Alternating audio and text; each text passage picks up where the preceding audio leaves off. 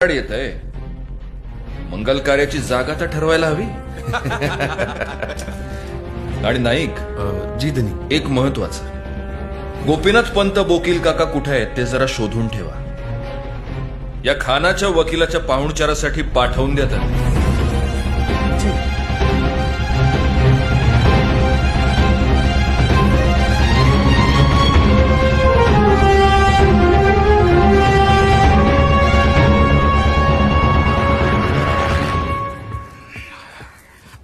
हुजूर, शिवाजी राजांचे वकील गोपीनाथ पंत बोकील आपल्याला भेटायला आलेत.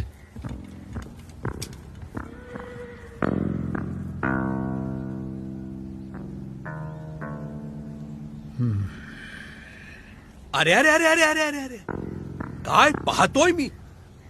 साक्षात अफजल खान.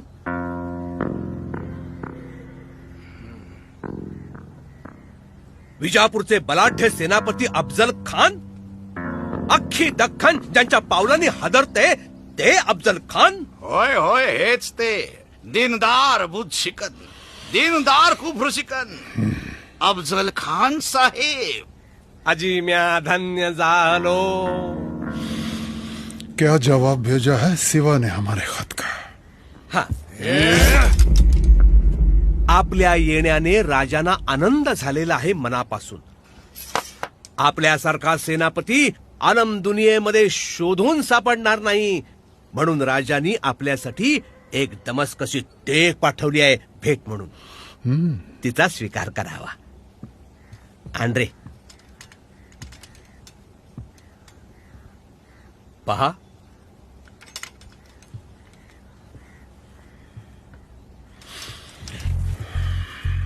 तेग भेजी है. हा.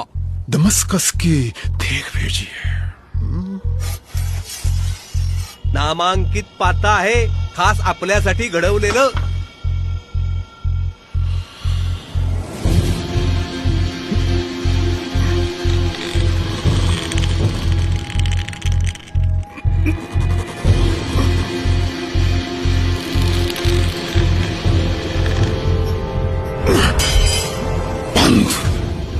इन सियासी अल्फाजों से मैं अच्छी तरह से वाकिफ हूं. शिवा से कहो उसका मुझसे मिले बगैर कोई चारा नहीं. और देखो, जल्द से जल्द से कहो मुझे यहां वाई में आकर मिले. लेकिन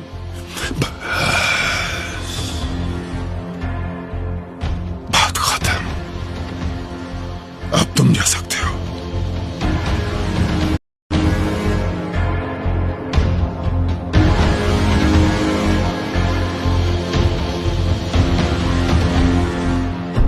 खान अनेक वर्ष वाईचा सुभेदार होता, त्यामुळे तो काही आता जावळीत शिरणार नाही हे पक्क झालं.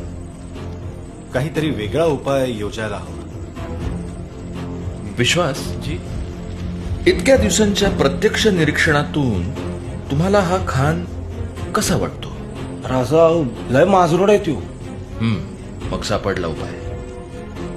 त्याचा अहंकार वाढवा. त्याला सांगा राजा कस दिले. राजा घाबरला. आता तुम्हीच त्याला भेटायला जावळीत या. तसं म्हटल्यानं त्याचा अहंकार वाढेल. अनेकदा का अहंकाराच्या ओझ्याखाली माणूस कलला की त्याला कलंडाला वेळ लागत नाही. विश्वास, परवा भेटीस जाताना गोपीनाथ काकांनी खानासाठी एक तेग नेली होती. त्या तेगीचं त्यानं काय केलं? वाकवली आणि दिली फेकून. अरा एवढं चांगलं हत्यार राज गाढवाला काय गोळ्याची चव है. या तरी वापरली असती. नाही का? तानाजीराव, तुमच्या निरागसपणाचं कौतिक वाटतं आम्हाला कधी कधी. आपल्या पुरातन युद्धशास्त्रानुसार एक योद्धा जेव्हा दुसऱ्या योद्ध्याला शस्त्र भेट करतो तेव्हा तो मैत्रीचा किंवा शस्त्रसंधीचा संकेत असतो. खानानं केवळ शस्त्र धुडकावलं नाही, तर ते नष्ट करण्याचा प्रयत्न करून त्यानं भलतंच काहीतरी सुचवलंय. काय कान्होजी काका? विश्वास जी राजा. गोपीनाथ काकांना म्हणाव खानाचा पुरता अंदाज घेऊन मगच पुढची योजना करावी. वय जी. आता या खेळाचे पुढचे सगळे फासे गोपीनाथ काकांच्या हाती आहेत.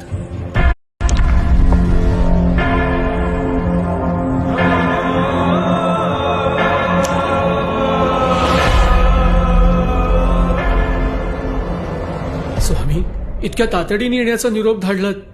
आपली प्रकृती तर ठीक आहे ना? आमची प्रकृती ठीक आहे पंत, पण आता शत्रूची प्रकृती बिघडवण्याची वेळ आलेली आहे. मी समजलो नाही महाराज. स्वराज्य संकटात आहे आपण जाणताच. या शत्रूला हर प्रयत्ने मारायचं आहे. ते खरंय महाराज, पण यात आमचं प्रयोजन? आयुर्वेद, अनमोल असं आपलं प्राचीन ज्ञान. ज्ञान जसं तारक असतं तसं मारकही असतं. आणि यावेळी आपल्याला उपलब्ध असलेलं सगळं ज्ञान स्वराज्याच्या उपयोगी पडलं पाहिजे. खरंय महाराज, पण महाराज तुमच्या मनी नक्की काय आहे? नाही म्हणजे काही विषप्रयोग वगैरे? नाही, आम्ही भ्याड नाही. शत्रूशी समोरासमोर लढून त्याला नामोहरम करणं ही आमची परंपरा आहे. आणि म्हणूनच आमचा कुठलाही मावळा निशस्त्र शत्रूवर कधीही वार करत नाही. पण या शत्रूचा आमचा जो काही अभ्यास झालाय त्यावरून असं वाटतं की आधी त्याला मानसिकदृष्ट्या खच्ची करून मग त्याच्यावर समोरून वार करणं हे जास्त इष्ट ठरेल. अगदी योग्य बोललात महाराज. फक्त एक अडचण आहे महाराज. ते खानाची आम्ही परीक्षा कशी करायची?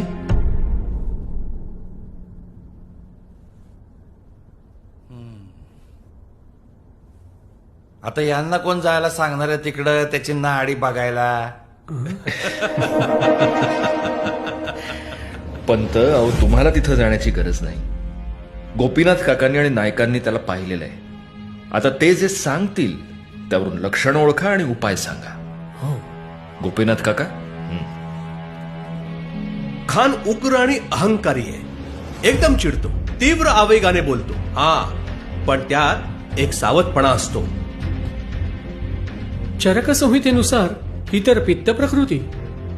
राजे, खानाच्या खाण्यामध्ये मसालेदार पदार्थ असतीलच. त्यात जर वाढ केली तर पित्त प्रकोप होऊन निर्णय क्षमता कमी होऊ शकते. नाही,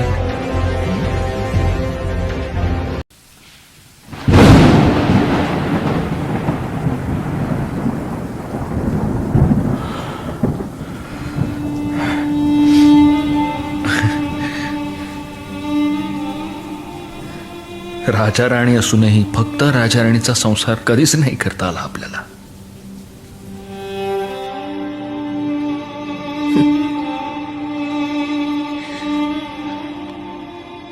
स्वराज्याच्या वाटेवर इथपर्यंत तरी का होईना, पण आपल्याला साथ देऊ शकले यातच मला समाधान आहे.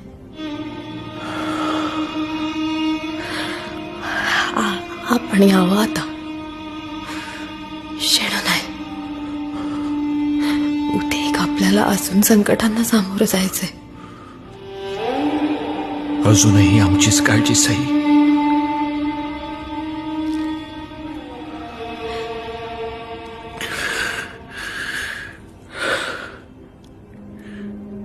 येतो.